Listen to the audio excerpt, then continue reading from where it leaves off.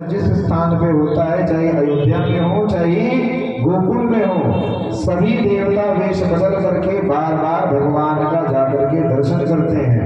तो अयोध्या में जब चंद्रदेव वेश बदल करके आए तो भगवान का दर्शन करके रोने लगे और वो गए भगवान। सूर्य नारायण का स्मरण, सूर्य नारायण का पूजन तो हर व्यक्ति ही करता है। मेरे मन में ये इच्छा थी कि अगर आप रात्रि के समय आते तो आपके आने के प्रभाव के कारण जिस रात्रि को लोग अशुभ कहते हैं, जिस रात्रि को लोग निशाचरी कहते हैं, वो रात्रि ही शुभ वेला में परिवर्तित हो जाती है। भाई जिसको जो काम करना होता है पूजा पाठ का वो दिन में करता है ना, रात में तो सोता है ना। परंतु अगर भगवान का जन्म रात्रि में हो जाता तो प्रभु आपके जन्म के साथ साथ रात्रि में भी मेरा भोजन पूजन प्रारंभ हो जाता। इसलिए इस कष्ट के साथ चंद्रदेव जाकर के रोने लगते हैं। तो भगवान का एक नाम है दीनानाथ। दीन कहते हैं जिसको संसार अपनाता नहीं, जो सबसे ज्यादा दुखी हो, भगवान उस दीन के भी नाथ हैं, इसीलिए उनका नाम दीनानाथ है।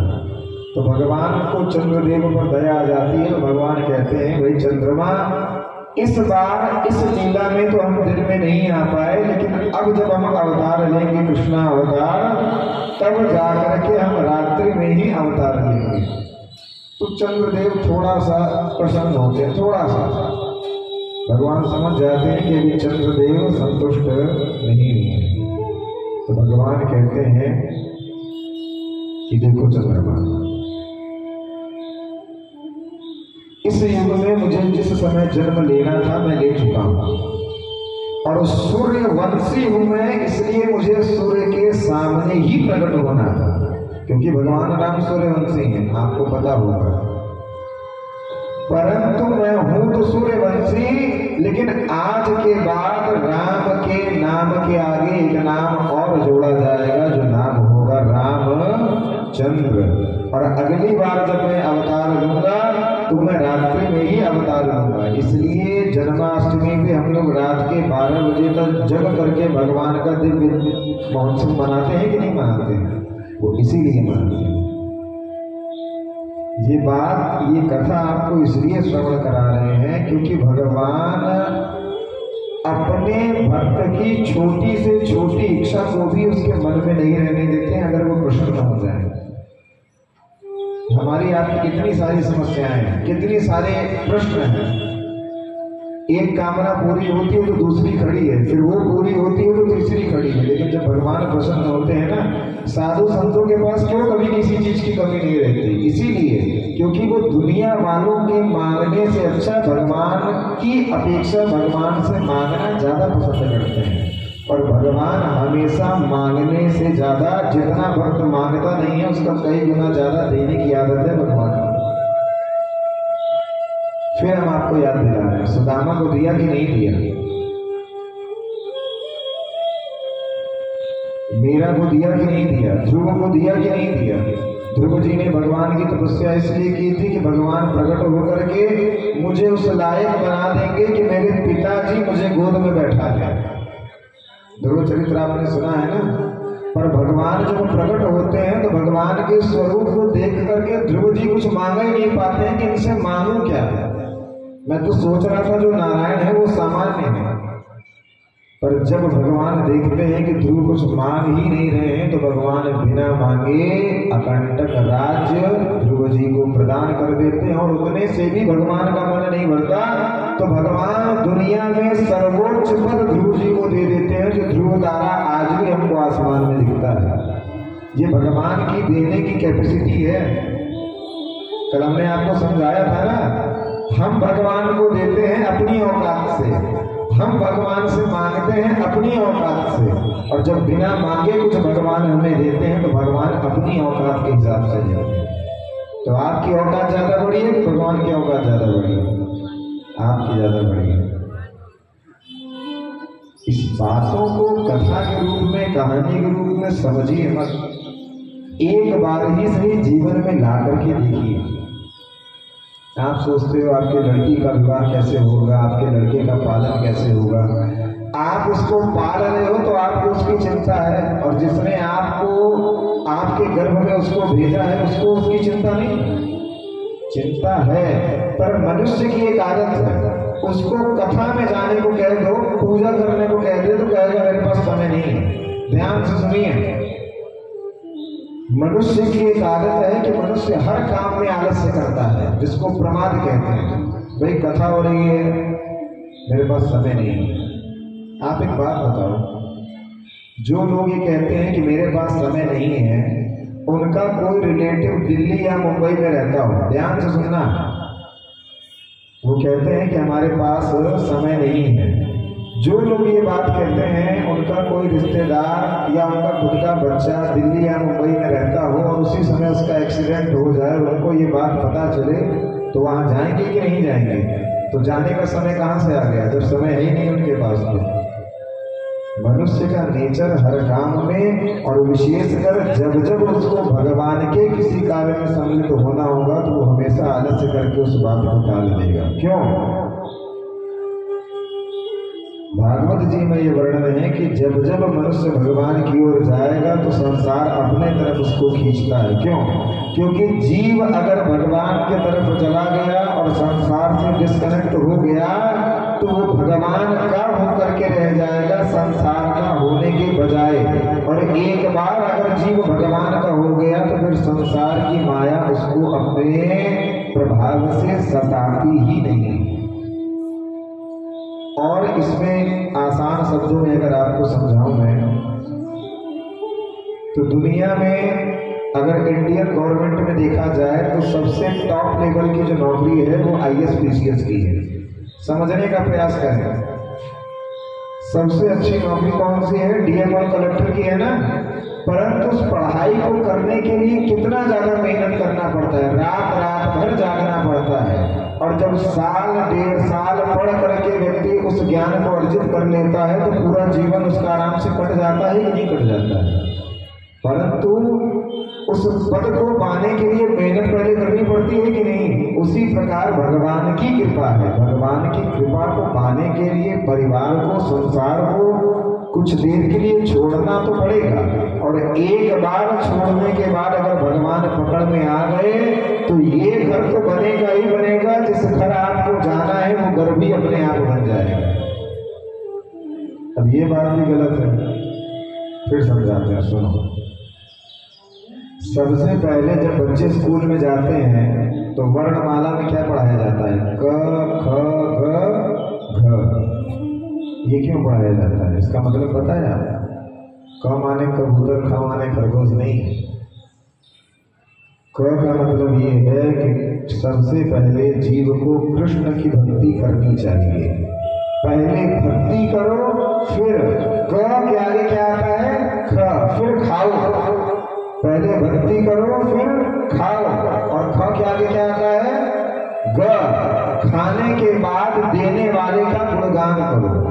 जब ये तीन काम कर लोगे, क ख ग घ, क ख ग, तो घर, घर से होता है घर, ये घर और वो घर, वो दोनों अपने आप समझ जाएंगे। ये बात हम नहीं कह रहे हैं, हिंदी में पहले लिखी जा चुकी है।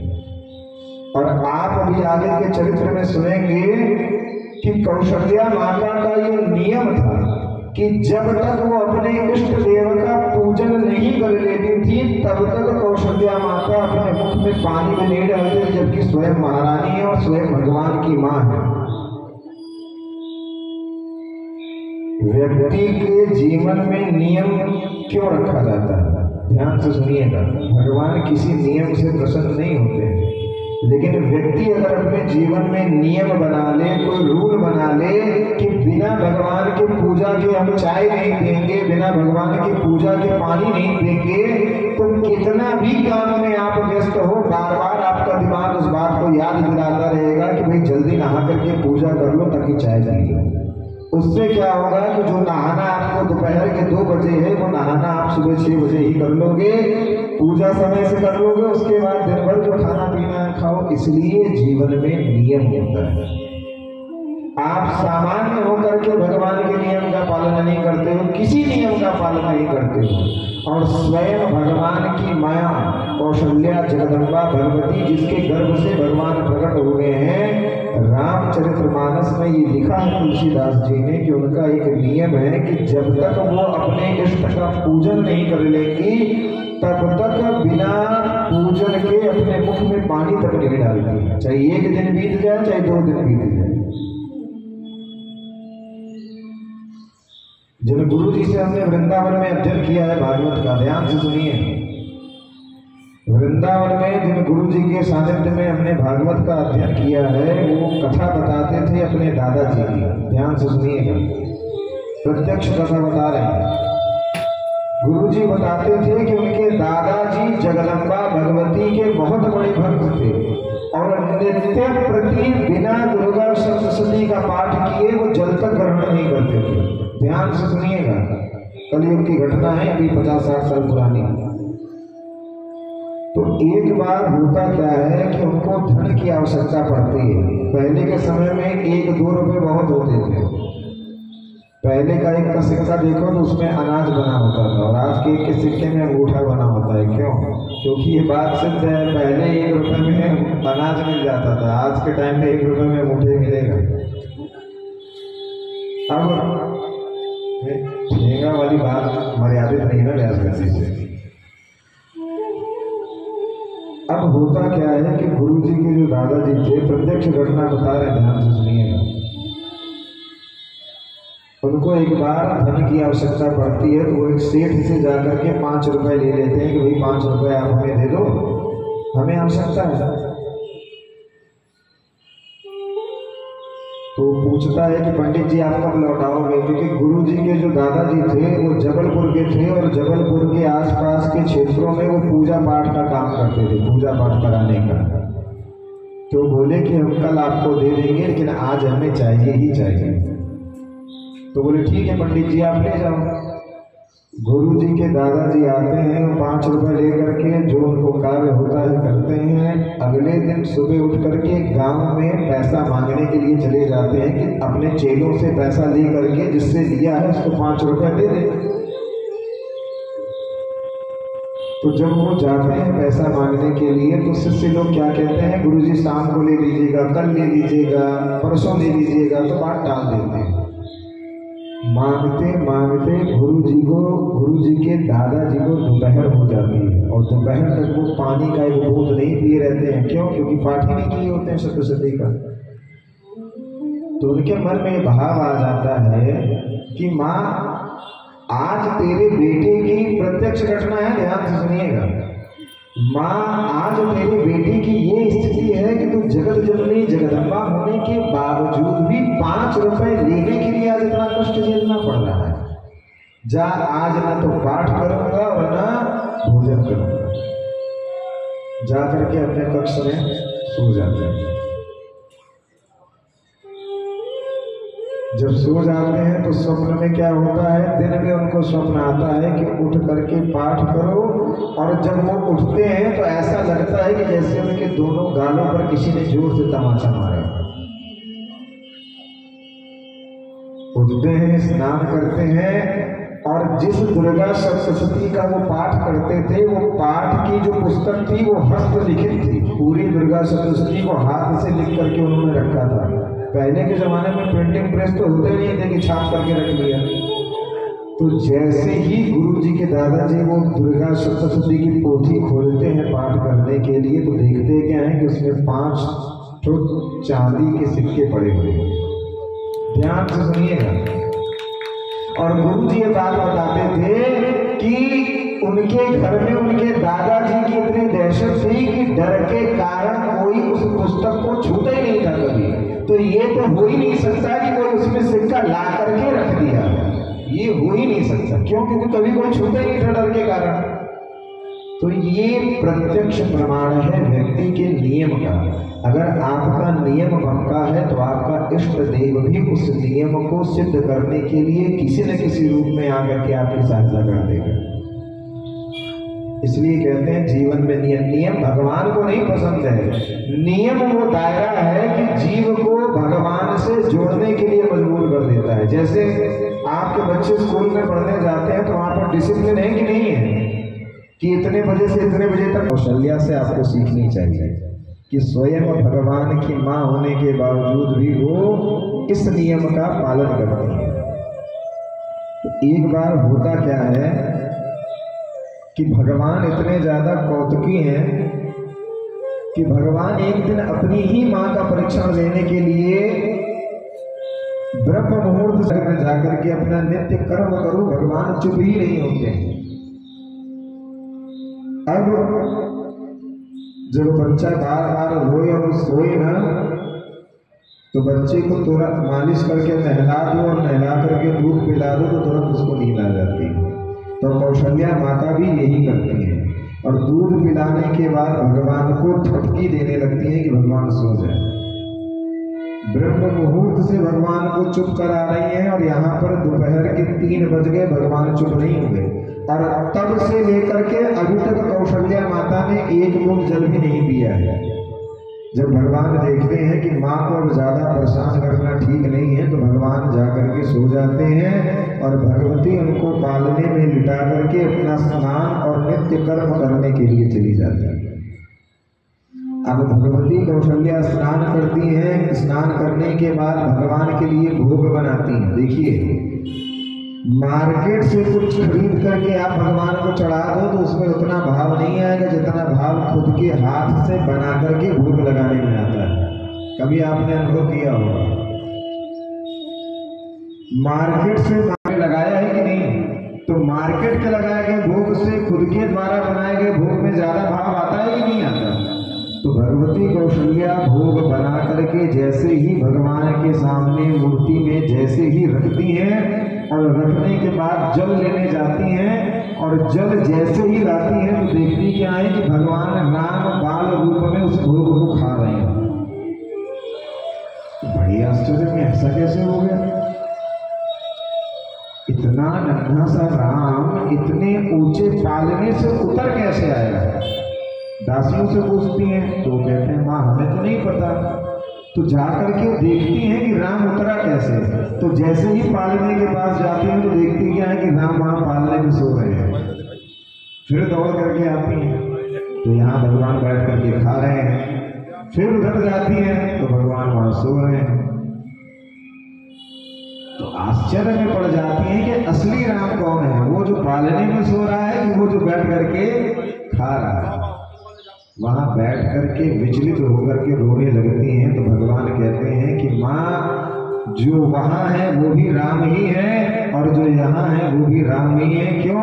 क्योंकि सारा ब्रह्मांड राम से ही उत्पन्न है और सारा संसार राममय ही है। ये वाल्मीकि रामायण की कथा है। तो भगवती को यकीन नहीं होता। तब भगवान राम माता कौशल्या को अपना विश्व रूप दिखाते हैं। ये वही विश्व रूप है जो भगवान अर्जुन को दिखाते हैं ना कुरुक्षेत्र में। भगवान अपना विश्व रूप माता कौशल्या को भी दिखाते हैं कि माँ जिस बालक को तू सामान्य समझ रही है वो राम कोई सामान्य नहीं है, वो अनंत कोटि ब्रह्मांड नायक स्वयं परात्पर ब्रह्म है। और भगवती कौशल्या माता देखती क्या है कि विश्व रूप में करोड़ों ब्रह्मांड भगवान के एक एक शरीर के रूप में लटक रहे हैं।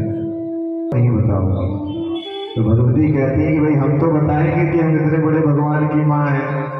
तो भगवान सोचने लगे कि माँ के अंदर मुझे जब देख करके बच्चे का भाव नहीं आ रहा तो ये माँ के रूप में मेरी सेवा नहीं कर पाएंगे। तो भगवान अपनी माया का आवरण जैसे ही डालते हैं तो भगवती कौशल्या ये भूल जाती हैं कि उन्होंने विश्व रूप का दर्शन किया है और वो सामान्य राम को सामान्य राम के रूप। अब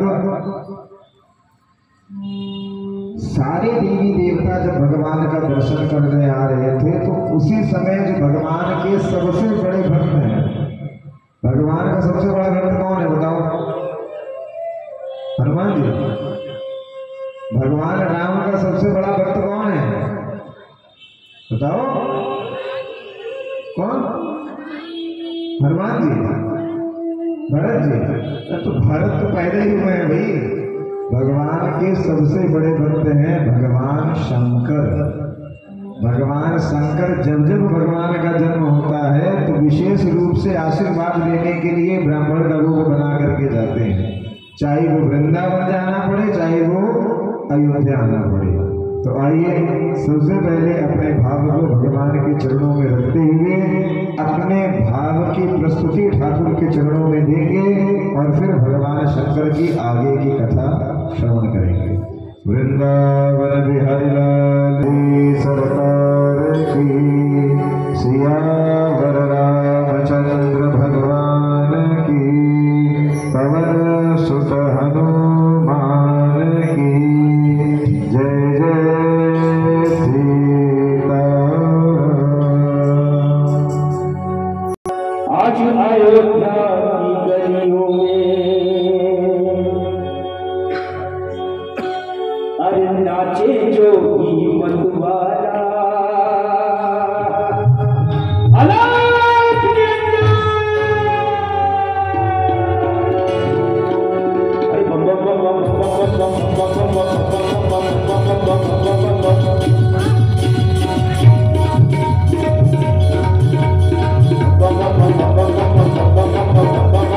आज अयोध्या की गलियों में, आज अयोध्या की गलियों में नाचे जोगी मतवाला, आज अयोध्या की गलियों में नाचे जोगी मतवाला।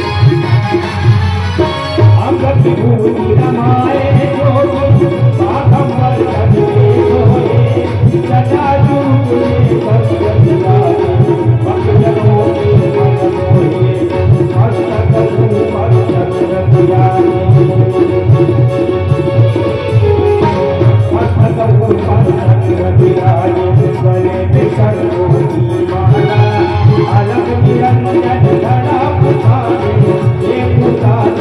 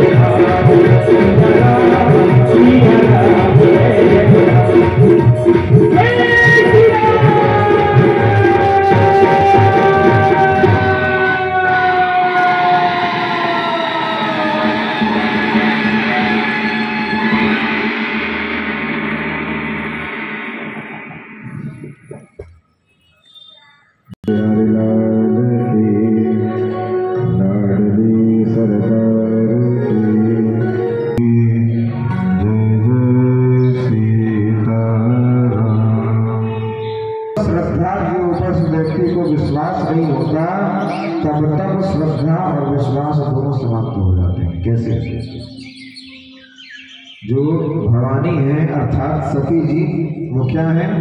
और जब इस बात को कहने के बाद भी भगवती सती को ये भरोसा नहीं हो रहा है कि भगवान शंकर जिसको भगवान स्वयं कह रहे हैं उस पर मुझे विश्वास कर लेना चाहिए, पर श्रद्धा क्या करती है, वो विश्वास पर ही विश्वास नहीं करती और शिव और सती दोनों हमेशा के लिए अलग हो जाते हैं।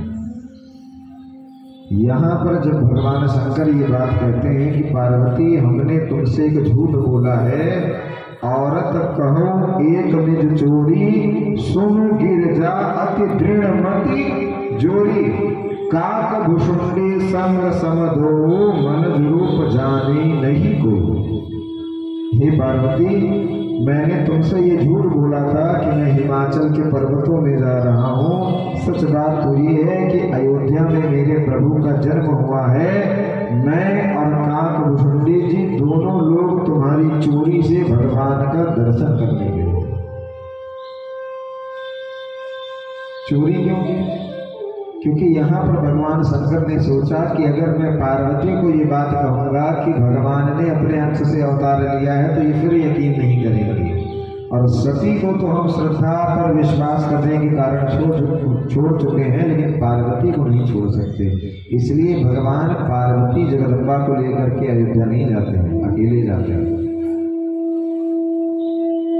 तात्पर्य ये है कि आप भगवान का पूजन करते हो, भगवान का भजन करते हो, ये विश्वास है। ध्यान से सुनिएगा, ये आपका विश्वास है कि भगवान की पूजा करने से हमें कष्टों से मुक्ति मिल जाएगी, जो चीज़ हमें चाहिए वो भगवान दे देंगे। लेकिन विश्वास के साथ साथ भगवान को एक चीज़ और आवश्यक है, वो श्रद्धा।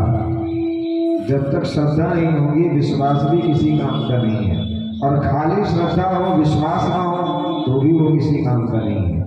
इसलिए जब भी भगवान के पास जाओ, मंदिर में, कथा में, घर में पूजन करने के लिए, तो थोड़ी सी श्रद्धा और थोड़ा सा विश्वास ये दोनों मिला करके ले जाना चाहिए, तभी आपकी भक्ति सफल होती है। आजकल के समय में लोग मनमानी भक्ति करते हैं, एक लोटा जल शंकर जी को चढ़ा दिया, भगवान प्रसन्न हो जाएंगे। मनमानी भक्ति कभी भी आपको वास्तविक भक्ति का प्रभाव नहीं दे सकती। क्यों? आपको ये कैसे पता कि आप जैसे भगवान की पूजा कर रहे हो वो नियम सही ही है? आप तो अपनी सुविधा के अनुसार करते हो ना। कई लोग कहते हैं महाराज जी पूजन का समय नहीं, हम तो खाली हाथ जोड़ लेते हैं, भगवान उसी से समझ जाते हैं। समझ आप जाते हो, भगवान तो समझ गए हैं कि शादी में न्योता खाने जाना होगा तो समय निकल आएगा, लेकिन हमारी पूजा करने के लिए समय नहीं है इसके पास। समझाते आप अपने आप को हो बहानों से, भगवान को समझाने की जरूरत नहीं है। और मनुष्य कितना भी ज़्यादा विद्वान हो जाए, कभी वो भगवान को समझा ही नहीं सकता है। क्यों? क्योंकि जहाँ से मनुष्य की बुद्धि सोचने की शक्ति को समाप्त करती है, भगवान की सोचने की शक्ति वहाँ से प्रारंभ होती है। कल हमने आपको कहा ना कि मनुष्य अपने जीवन में सब कुछ भगवान से मांगता है। मकान मिल जाए, दुकान मिल जाए, परिवार मिल जाए, बच्चा ठीक रहे, पैसा मिल जाए, और फिर भी भगवान उसको नहीं देते तो मनुष्य क्या करता है कि या तो भगवान की पूजा कम कर देता है, या तो ये सोच करके बंद कर देता है कि जब कुछ मिले नहीं रहा तो पूजा करने का क्या मतलब है। आपको लगता है कि उन चीजों की जरूरत आपको है, लेकिन वास्तविकता में मनुष्य वर्तमान स्थिति को तो देखता है कि अभी ये चीज मिल जाएगी तो हम सुखी हो जाएंगे, लेकिन ये नहीं पता कि इस चीज के मिलने के बाद आगे का भविष्य सुखी होगा कि दुखी होगा। जैसे जिनको पुत्र नहीं है या जिनको बच्चा नहीं है, वो ये सोचते हैं कि कल जब हमको बच्चा हो जाएगा तो हम बड़े सुखी हो जाएंगे। दशरथ जी को ही ले लीजिए, जब तक दशरथ जी को पुत्र प्राप्त नहीं था, दशरथ जी ये सोचते थे कि पुत्र से ज्यादा संतुष्ट मुझे कोई चीज कर ही नहीं सकती। शायद अगर दशरथ जी को पुत्र प्राप्त हो जाता तो दशरथ जी की अकाल मृत्यु न होती राम के लिए होगी। ध्यान से समझिए, राम का जन्म हुआ, राम से दशरथ जी को प्रेम हुआ, और जब दशरथ जी को छोड़ करके जब भगवान वनवास गए हैं तो उसी राम के वियोग में न प्राणों को छोड़ा है, उसके पहले छोड़ा था क्या? भागवत में भी आपने सुना है प्रारंभ में ही कि धुंधकारी और गोकर्ण जी की कथा। जब तक धुंधकारी के पिता को बच्चा नहीं मिल जाता, वो इतना ज्यादा रोते गाते हैं कि स्वयं को मारने के लिए चले जाते हैं, और अंत में जब धुंधकारी जैसा बच्चा मिलता है तो वो खुद ही अपने माता पिता को पीट पीट के मार डालता है। हमें लगता तो है कि ये चीज हमें तुरंत मिल जाए तो हम सुखी हो जाएंगे, लेकिन तत्काल तो सुखी हो जाएंगे, आगे फ्यूचर के बारे में नहीं सोचते कि आगे क्या होगा। लेकिन भगवान को ये भी पता है कि अगर मैं इसे ये चीज अभी नहीं दूंगा तो ये एडजस्ट करके अपना काम चला लेगा, लेकिन अगर मैं ये चीज इसे अभी दे दूं, इसे ये मांग रहा है, तो कल को आगे चल करके कुछ ऐसा बड़ा इसके साथ हो सकता है जो अभी नहीं हो। इसलिए ज्यादा भगवान से लड़ना झगड़ना ये सब करने की आवश्यकता नहीं होती है। क्यों? आप भगवान की पूजा करो या ना करो, भगवान को कोई फर्क नहीं पड़ता भैया। अब आपको हम बताते हैं, ध्यान से सुनिए। अभी हम उत्तराखंड गए हुए थे, वहां पर एक ब्राह्मण ने हमको बताया कि महाराज जी इतने बड़े उत्तराखंड के आधे लोगों को रोटी खाली बद्रीनाथ और केदारनाथ का मंदिर देता है। हिंदू धर्म में जगह जगह मंदिर क्यों बनाए जाते हैं? भगवान स्वयं आकर के, अरे हिंदुओं का भगवान तो इतना दयावान है कि गरीबों का पेट पालने के लिए वो स्वयं रोड के किनारे बिकने के लिए आ जाता है। इससे ज्यादा क्या आपको प्रमाण दे? दीपावली में गणेश जी जगह जगह बिकते हैं कि नहीं बिकते हैं? और किसी धर्म के देवता बिकते हैं? कितना ज्यादा वो दयावान है, करुणावान है कि गरीबों का पेट भर सके, इसलिए भगवान स्वयं रोड पर आ जाते हैं देखने के लिए। और आपको पता है जगह जगह जो भगवान के मंदिर सनातन धर्म में बनाए गए हैं, लोग कहते हैं ना कि पत्थर की पूजा और पत्थर पे दूध चढ़ाने से क्या होता है? आपको पता है 100 करोड़ हिंदू हैं इस समय भारतवर्ष में, जिसमें से 40 करोड़ हिंदुओं का पेट खाली मंदिर ही पाल रहे हैं।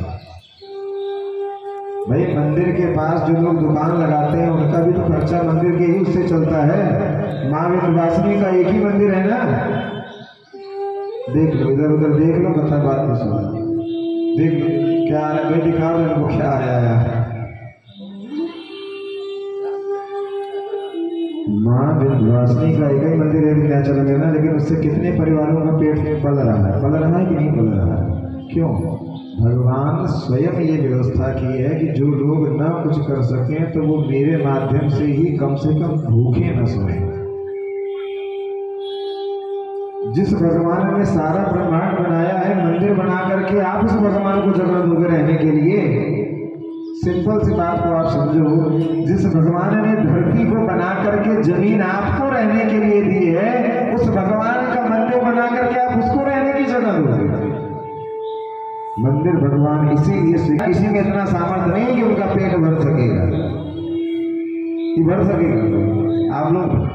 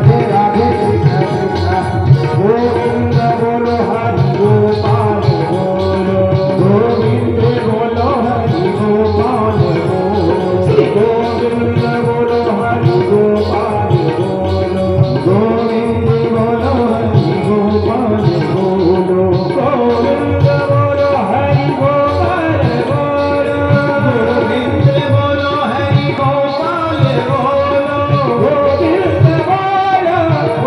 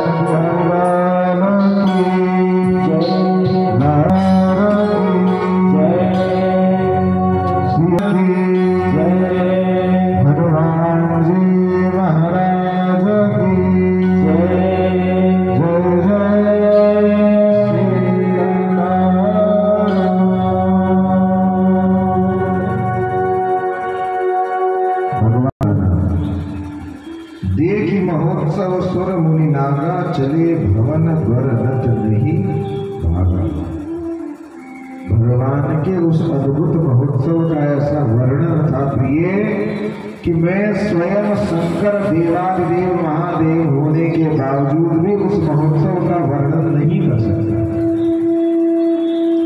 किंचित आपने पूर्व जन्म में मेरे कहने के बाद भी उस नारायण को नारायण नहीं माना, इसलिए इस बार आप अपने साथ नहीं ले गए कि कहीं फिर ऐसे भूल आप ना कर बैठे जो पूर्व जन्म में आप कर चुके थे। औरत एक कहू निज चोरी सुन गिरजा अति दृढ़मति तोरी काक दुष्टे संग हम दो मनुज रूप जानो नहीं हो। भगवान प्रकांड विद्वान ब्राह्मण का रूप धारण करके अयोध्या में जाते हैं और जाते हैं तो देखते क्या है कि अयोध्या वासी भगवान के जन्म का इतना अद्भुत महोत्सव मना रहे हैं कि दिन में ही रात हो गई है। कैसे?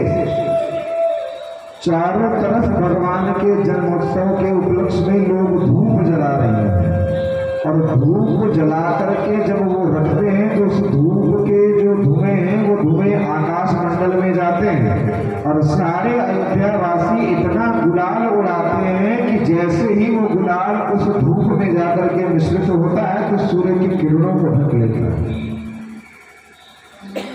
अब जब ये बात सारी अयोध्या में पता चली कि एक प्रकांड विद्वान हमारे राम लला का दर्शन करने आया है, तो कौशल्या माता स्वयं भगवान को लेकर के भगवान शंकर के पास जाते हैं। भगवान अपने वास्तविक रूप में नहीं है, ब्राह्मण का रूप बना करके हैं भगवान। और कौशल्या माता करती क्या है कि सुन शंकर निज आयो मम द्वारा। जैसे ही ये बात सुनती हैं तो राम लला को भगवान के गोद में बैठा करके उनका हाथ देखने के लिए कहती हैं। भगवान जानबूझ करके अपने महल से बाहर आए थे। क्यों? क्योंकि भगवान शंकर भगवान राम के बहुत बड़े भक्त हैं और भगवान राम भगवान शंकर के। रावण को जब मारने के लिए भगवान पुल बना रहे थे तो उस पुल बनाने के पहले भगवान शंकर पूजन करते हैं किसका? रामेश्वर का। रामेश्वर के दो अर्थ हैं, रामस्य ईश्वर है, रामेश्वर है। जो राम का ईश्वर है वो, या राम जिसके ईश्वर है वो। रामेश्वर भगवान इसलिए नाम रखते हैं क्योंकि भगवान राम भगवान शंकर को अपने से बड़ा मानते हैं। रामस्य ईश्वरः रामेश्वरः। जब ये बात भगवान शंकर से पूछी जाती है कि भगवान राम तो आपके भक्त हैं, तब भगवान शंकर ये जवाब देते हैं कि रामेश्वर का नाम ये नहीं है कि राम के जो ईश्वर है। रामेश्वर का अर्थ ये है कि राम का जो ईश्वर है, राम जिसका ईश्वर है वो है रामेश्वर। तो जब भगवान ये देखते हैं कि स्वयं मेरे प्रभु मेरा दर्शन करने के लिए मेरे द्वार तक आ गए हैं, तो कुछ परिश्रम मुझे भी करना चाहिए उनका दर्शन करने के लिए। इसलिए भगवती कौशल्या भगवान को लेकर के आती हैं। भगवान शंकर राम जी की हस्तरेखा देख करके बताना प्रारंभ करते हैं कि माँ, आपका ये बच्चा सबसे मनोहर मर्यादा पुरुषोत्तम होगा। कुछ समय बाद इसका नामकरण होगा, जो नामकरण रखा जाएगा राम के नाम से। उसके बाद महर्षि वशिष्ठ आएंगे, आपके महर्षि वशिष्ठ के मित्र विश्वामित्र जी आएंगे, आपके पुत्र को हर करके ले जाएंगे। कुछ समय बाद भगवान का विवाह होगा, भगवान लौट करके आएंगे और भगवान का बस, इसके आगे वो नहीं बोलते हैं। क्यों? ध्यान से सुनिए, अभी दर्शन आपको मिलेगा। अभी अभी पीछे पीछे बैठा दीजिए। भगवान शंकर सारी बात बताते हैं, लेकिन वहां तक जहां तक भगवान का विवाह होना है, उसके बाद भगवान शंकर कुछ नहीं बोलते हैं। क्यों? क्योंकि भगवान शंकर अगर ये बात जगदम्बा कौशल्या को बता देते कि आपके पुत्र के भाग्य में राज्याभिषेक नहीं वनवास है, तो सारी राम कथा वहीं समाप्त हो जाती।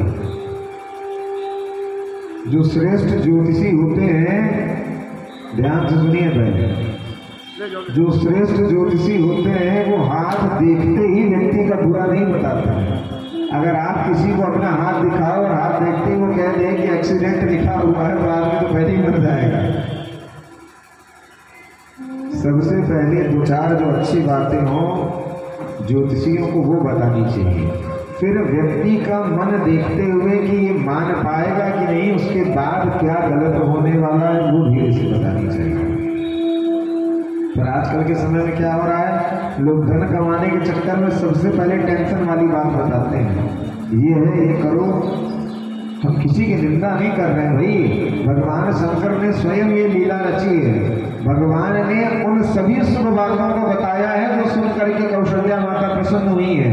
लेकिन भगवान को वनवास होगा, भगवान रावण को मारने जाएंगे, ये सुन करके भगवान ने ये कुछ नहीं बताया। हल्का सा और बड़े, जिस राम की कथा आप सुन रहे हो पहले उसका स्वभाव समझो, क्योंकि भी आपका जो दिमाग है वो भटक रहा है फिर से, तो थोड़ा सा डोज आपको देना पड़ेगा।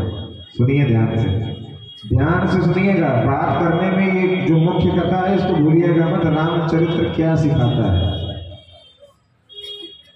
जब राम रावण युद्ध हो रहा था, ध्यान से सुनिए, बहुत महत्वपूर्ण बात बता रहे हैं, अभी तक आपने सुनी नहीं होगी, गारंटी हमारी है, इसलिए सुन लीजिए।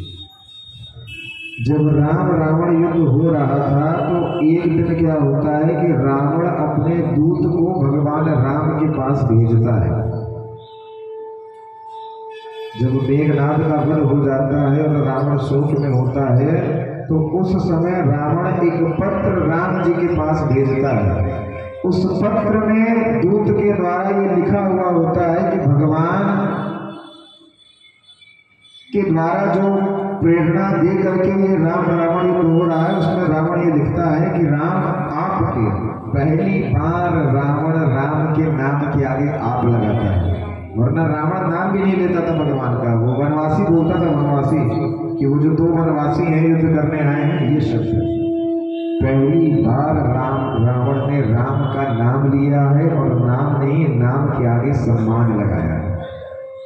राम का स्वभाव कैसा है पहले उसको सुन लीजिए ध्यान से। उस पत्र में लिखा रहता है कि दिन में आप युद्ध करते हैं, ठीक है, लेकिन जब दिन में युद्ध समाप्त हो जाता है तो रात्रि में आपकी सेना से एक बंदर मेरी लंका में आता है और रात में हम सबको सोने नहीं देता, उत्पात मचाता है। उस बंदर का नाम था दुहित। जैसे ही भगवान राम ये बात सुनते हैं तो भगवान क्रोध से एकदम लाल हो जाते हैं। भाई आपकी किसी से लड़ाई चल रही हो और कोई आपके तरफ से जाकर के आपके दुश्मन को परेशान करे और आपको ये बात पता चलेगी तो आप तो खुश हो गए ना कि ये तो मेरी पार्टी का है भाई। पर राम को जब ये बात पता चली तो भगवान राम क्रोध से लाल हो गए, और सामान्य क्रोध नहीं था भगवान ने उस बंदर को बुलाया और बंदर को बुला करके डांटा कि युद्ध समाप्त होने के बाद ऐसा कर्म करने की आवश्यकता क्या है तुमको। और भगवान इतने ज्यादा क्रोधित हो गए कि राम रावण युद्ध समाप्त होने के बाद भगवान अयोध्या सबको ले गए, लेकिन दुहित को नहीं ले गए। उस दुहित को नहीं छोड़ दिया भगवान ने। ये राम चरित्र है, ये नेचर राम के अलावा किसी और का नहीं हो सकता। भाई आपके तरफ से आप लड़ाई करके हट जाओ और आपके तरफ से कोई जाकर के आपके शत्रु को मार पीट के चला है तो आप सुन करके खुश हो जाओगे कि ये तो यार हमारी पार्टी का है। पर राम ने ऐसा नहीं किया। सामान्य जीवन के चरित्र को जो न जिए वही राम चरित्र है। सामान्य मनुष्य जैसा कर्म करता है, राम का कर्म वैसा नहीं है। हमने आपको बताया ना, आज के समय में सबसे ज्यादा क्या रिश्तों को तोड़ रहा है। शादी होने के बावजूद भी व्यक्ति का कुछ समय के बाद दिमाग इधर उधर जाने लगता है। क्यों? क्योंकि अपने ग्रंथों का आचरण नहीं है मनुष्य में। और हमने आपको बताया था ना कि रामचरित्र में जब शूर्पणखा अपना रूप बदल करके आती है तो इतनी ज़्यादा सुंदर होती है कि सीता जी को भी शूर्पणखा से प्यार हो जाता है। जबकि एक स्त्री कितनी भी सुंदर हो, दूसरी कभी उससे प्यार नहीं करेगी, कमी ही निकालेगी कि उसका गाल मेरे जैसा नहीं है तो उसका नाक मेरे जैसा नहीं है। लेकिन यहाँ पर शूर्पणखा को देख करके सीता जी मोहित हो गई, जो कि खुद एक स्त्री है। परंतु जब वो शूर्पणखा राम के सामने आती है तो राम उसकी दृष्टि में दृष्टि भी नहीं मिलाते। दृष्टि मिलाना तो छोड़ो, भगवान अपने नेत्रों को उस तरफ देख करके बात करते हैं जहाँ पर सीता जी बैठी होती है। शूर्पणखा को देखते तक नहीं, उसकी सारी की सारी सुंदरता वही समाप्त हो जाती है। ये रामचरित्र है। एक पति का और एक पत्नी का जीवन कैसे होना चाहिए, एक बाप और एक बेटे का रिश्ता कैसा होना चाहिए, एक भाई और एक भाई का रिश्ता कैसा होना चाहिए, ये रामचरित्र सिखाती है। हंसी मजाक में भाई भाई लड़ने एक अलग बात है। राम लक्ष्मण भरत शत्रुघ्न भी आपस में लड़े हैं। लक्ष्मण जी भरत जी का धनुष तोड़ देते थे, धनुष शत्रुघ्न जी जाकर के भरत जी का धनुष तोड़ देते थे। भाई भाई में लड़ना प्यार से अलग बात है, लेकिन संपत्ति, स्त्री और किसी के भड़काने पर ये संस्कार तभी आते हैं जब व्यक्ति को खुद रामचरित्र का श्रवण नहीं होता। आज के समय में घरों में एक एक इंच के जगह के लिए कलह हो रहा है, लेकिन भाई को राज्य सिंहासन देना है, ये जैसे ही राम सुनते हैं तो सारी अयोध्या छोड़ करके चले जाते हैं वन में। ये रामचरित्र ही बता सकती है, ये कृष्ण चरित्र भी नहीं बताता। और राम जितने सामान्य हैं उतने ज्यादा क्रोधी भी हैं। कृष्ण ने तो कई जगह क्रोध किया है, पर भगवान राम ने ज्यादा अपने जीवन में क्रोध नहीं किया है। विशेष रूप से भगवान ने गिने चुने जगह पे, जहां पर जब समुद्र से प्रार्थना करते हैं तब भगवान को क्रोध आता है। जब मेघनाथ लक्ष्मण जी को समाप्त करता है तब उनको क्रोध आता है। और एक बात और सुन लीजिए, लक्ष्मण जी को बाण लगने पर लक्ष्मण जी मूर्छित होते नहीं, भगवान जानबूझ करके करते हैं। सुन लीजिए, ये कथा भी आपने नहीं सुनी होगी, वाल्मीकि रामायण में स्पष्ट लिखा हुआ है। हनुमान जी को एक बार अपने बल पे बड़ा घमंड हो जाता है कि बिना मेरे बल के राम काज हो ही नहीं सकता, बिना मेरे किए। तो भगवान, हमने आपको बताया ना कि भगवान कभी भी अपने भक्त में अहंकार नहीं आने देते। जब भगवान ये देखते हैं कि हनुमान में अहंकार का प्रवेश हो रहा है, तब भगवान लक्ष्मण जी को मूर्छित करने की जो लीला है वो रचते हैं। जब मेघनाद शक्ति मारता है और लक्ष्मण जी को लगती है, लक्ष्मण जी मूर्छित होते हैं, हनुमान जी जाते हैं, संजीवनी बूटी को उखाड़ करके लाते रहते हैं तो भरत जी को लगता है कि कोई राक्षस अयोध्या को समाप्त करने के लिए, पर्वत पटकने के लिए अयोध्या पर लेकर के आया है। भरत जी उसी समय बाण मारते हैं, हनुमान जी को लगता है, हनुमान जी गिरते हैं। गिरते हनुमान जी हैं, वो पर्वत नहीं गिरता, वो हनुमान जी के हाथ में नहीं रहता है। जब हनुमान जी को बाण लगा, हनुमान जी गिरे, और जब उनकी मूर्छा दूर हुई तो देखते क्या है हनुमान जी कि मैं तो गिरा हूं, लेकिन जिस पर्वत को मैं लेकर के आ रहा था वो आकाश में वैसे का वैसे ही रुका है। उसी समय हनुमान जी समझ जाते हैं कि राम काज को करने वाला हनुमान नहीं है, करवाने वाले स्वयं राम है। क्योंकि अगर हनुमान होता तो हनुमान के साथ वो पर्वत भी गिर जाना था, लेकिन वो पर्वत नहीं गिरा, खाली हनुमान जी गिरे। आपको ये बात जान करके आश्चर्य होगा कि मेघनाद के बाद जब रावण युद्ध करने आता है तो रावण भी वही शक्ति लक्ष्मण जी को मारता है जो मेघनाद ने मारी थी। लक्ष्मण जी फिर बेहोश होने लगते हैं तो राम जी खाली इतना कहते हैं कि लक्ष्मण संभल जाओ, और लक्ष्मण जी खड़े होकर के युद्ध करने लगते हैं। फिर उनको बेहोश हो जाना था ना, फिर संजीवनी आनी थी ना, लेकिन वो नहीं हुआ। भगवान ने इतना बोला कि लक्ष्मण संभल जाओ, उतने से लक्ष्मण जी स्वस्थ होकर के लड़ाई करने लगे। भगवान कभी किसी के सामने रोए गिड़गिड़ाए नहीं है, वो एक लीला करते हैं। हमने आपको बताया ना कि आपके मोहल्ले का कोई व्यक्ति आकर के मंच पे शराब पीने का नाटक कर रहा हो तो अगले दिन से आप उसको शराबी नहीं मान लोगे। क्यों? क्योंकि आपको ये पता है कि ये शराब पीता नहीं है, पीने का नाटक कर रहा है। उसी प्रकार भगवान कभी रोते गाते नहीं है किसी के सामने, वो मात्र लीला करते हैं ताकि उस लीला से हमें और आपको समझ मिल सके, विवेक मिल सके। तो आइए उन्हीं ठाकुर के चरणों में अपने भाव को प्रस्तुत करते हुए अपने मन को उनके चरणों में अर्पित करते हैं और फिर भगवान की आगे की कथा में प्रवेश करेंगे। वृंदावन बिहारी लाल की, लाडली सरकार की, सियावर रामचंद्र भगवान की, हनुमान जी महाराज की जय जय।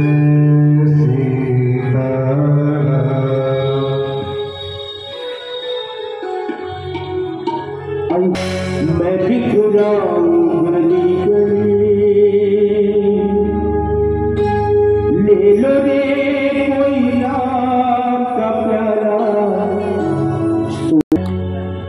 राम नाम में हीरे मोती, राम नाम में हीरे मोती।